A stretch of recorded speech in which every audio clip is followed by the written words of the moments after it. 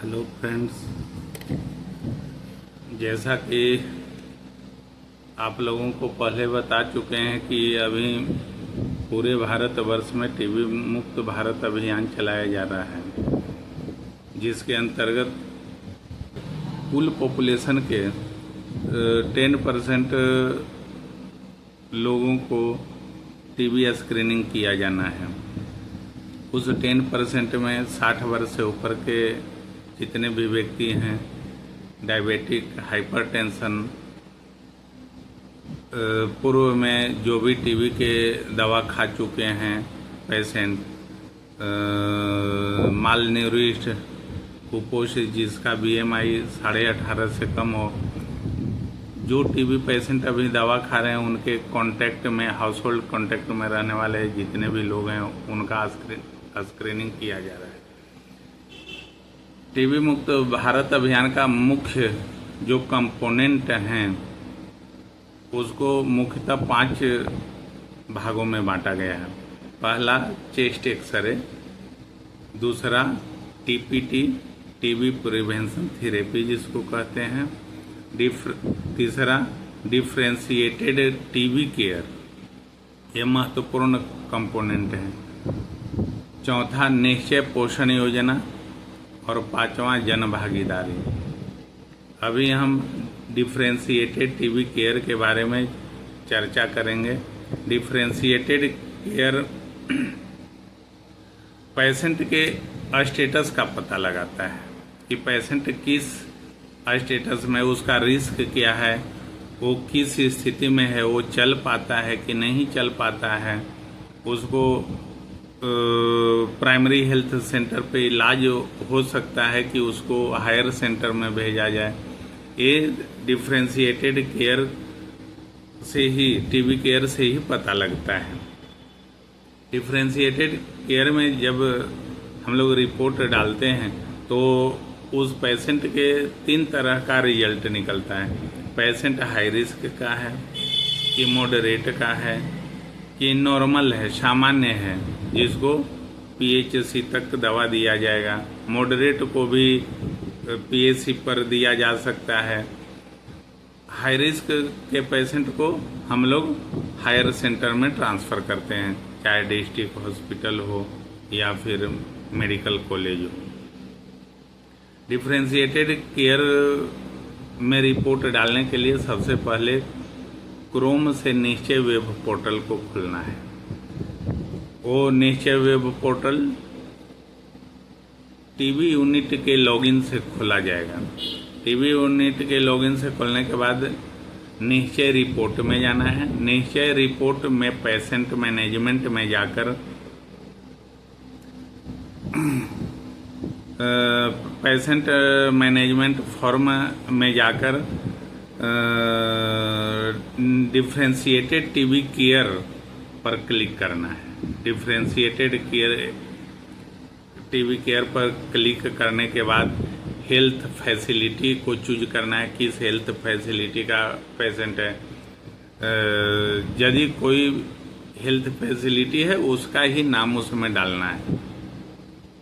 इसके बाद पेशेंट का ID डालना होता है। ID डालने के बाद पेशेंट का नेम, उसका किस दिन डिफ्रेंशिएटेड टीबी केयर का असेसमेंट कर रहे हैं वो डेट डालना होता है। उसका डायग्नोसिस कब हुआ है ये डाल देना है।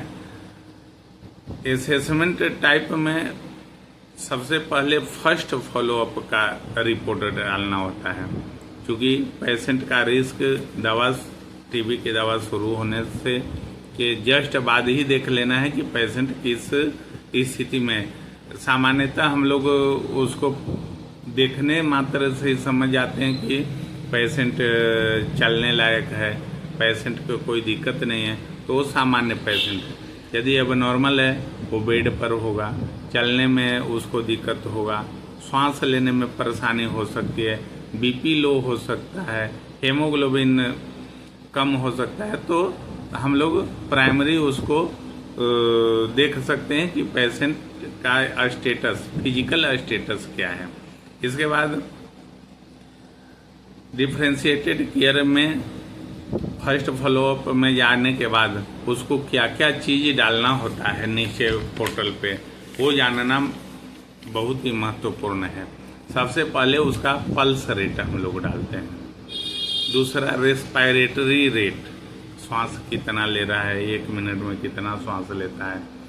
तीसरा ऑक्सीजन सेचुरेशन क्या है, ऑक्सीजन लेवल क्या है।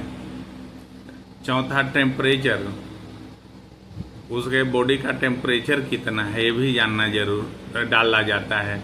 हाइट उसका कितना है, वेट उसका कितना है, ब्लड प्रेशर क्या है, पेडल इडिमा है कि नहीं, पैर में सूजन है कि नहीं। फिर इक्टेरस मतलब जॉन्डिस के हालात को देखना है कि उसको जॉन्डिस, आँख में पीलापन तो नहीं है।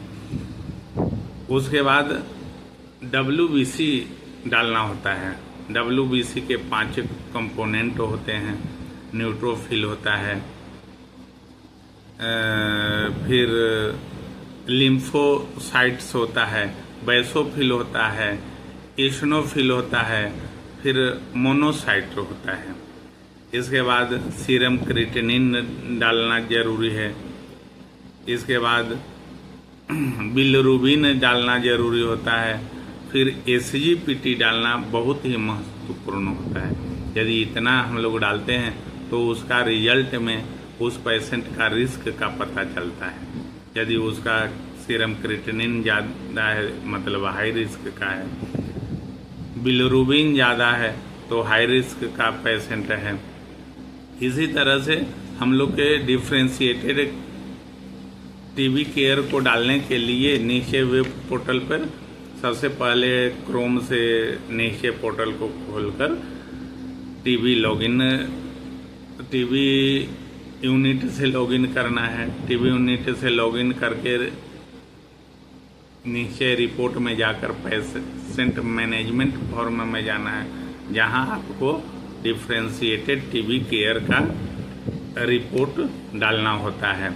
और इस रिपोर्ट को डालने के बाद हम लोग के उस पेशेंट के पूरी हालात के पता लग जाता है। इसीलिए हम लोग जब भी टीबी के पेशेंट को टीबी के दवा चलाते हैं तो उसको CBC, KFT, LFT जांच करना बहुत ही महत्वपूर्ण हो जाता है। ऐसी हालत में हम लोग कोशिश करें कि जब भी टीबी पेशेंट के दवा प्रारंभ करें उसके पहले CBC, KFT, LFT, HIV status, diabetic का स्टेटस, ये सब की पता जरूर करवा लें। धन्यवाद।